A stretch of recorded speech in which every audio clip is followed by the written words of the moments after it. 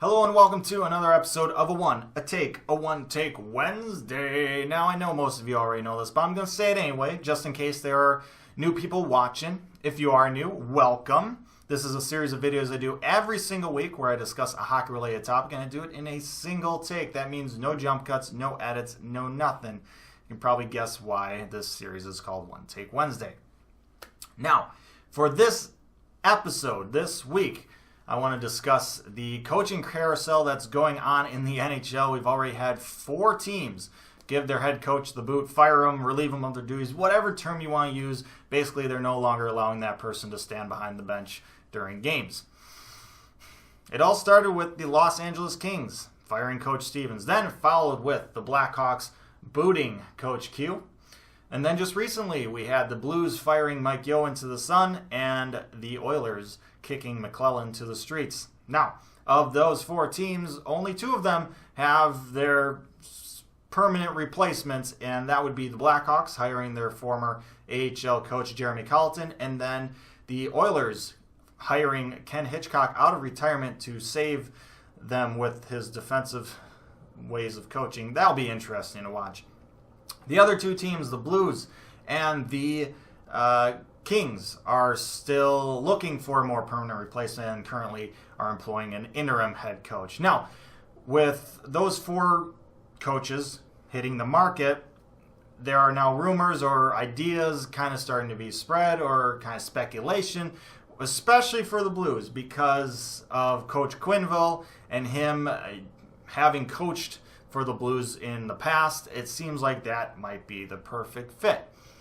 And it seems fine on the surface. I want to admit that, but here's why I don't think it's going to happen. At least this year. I don't think he's going to coach the Blues this year, and I would still make it a small chance for him to coach them anyhow, whether it's next year or a year after that. Here's the reason.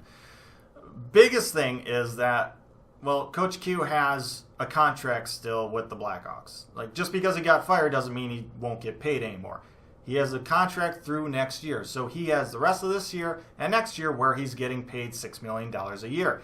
That's a nice sum of money to just kind of hang out and chill and maybe, go ride the slopes with his home in the mountains in Colorado. That might be fun to do, and maybe he wants to spend some more time with his family. I kind of see that, or him wanting to do that at least, this year, and not jump right back into a team. Now, next year, if there comes more head coach openings in the offseason, a more favorable position maybe than the Blues, although the Blues you'd think would be a good position just because they've got some, talent on that squad. But maybe he's looking for a club like perhaps Seattle, brand new start. Now, that's still a couple years away, but he has 2 seasons here at least that he's still getting paid, and then maybe, takes another year off of coaching, or maybe kind of gets into a different role, maybe with another team, not head coaching role, but maybe like a upper management type of thing. Who knows? He could do that and then go to Seattle and be the first head coach of that franchise's history. That might be fun in his eyes. So that's kind of the reason why I don't see him going to St. Louis. In terms of Mike Yeo, I don't know where he's going to end up. I don't know if anybody else is going to really take much of a chance on him. He just hasn't seemed to work out much at all. Now, he's done pretty decently during regular seasons, but there's just no success at all in playoffs. And then obviously this year, there's not even this success in the regular season. I can see him kind of like he did when he got to St. Louis. I can see him maybe taking an assistant role and then work his way up to head coach again. But I don't know if I see him getting hired as a head coach straight up again right away. I don't see it. I don't see really the benefit of any team doing that unless they're pretty desperate. Now you have Todd McLellan. I think probably has a better chance. He's had some more success than Yeo, but once again, he's almost run out, his welcome a little bit. Just, he can't really seem to stay in an environment for that long of a time and continue success year after year after year. So those are two interesting ones. And then John Stevens, now he had history with the Kings, and he's coached for a couple other teams. I could see him probably getting a new role because he hasn't really, he doesn't have a history of failure, just because he hasn't had the big body of work like the other two.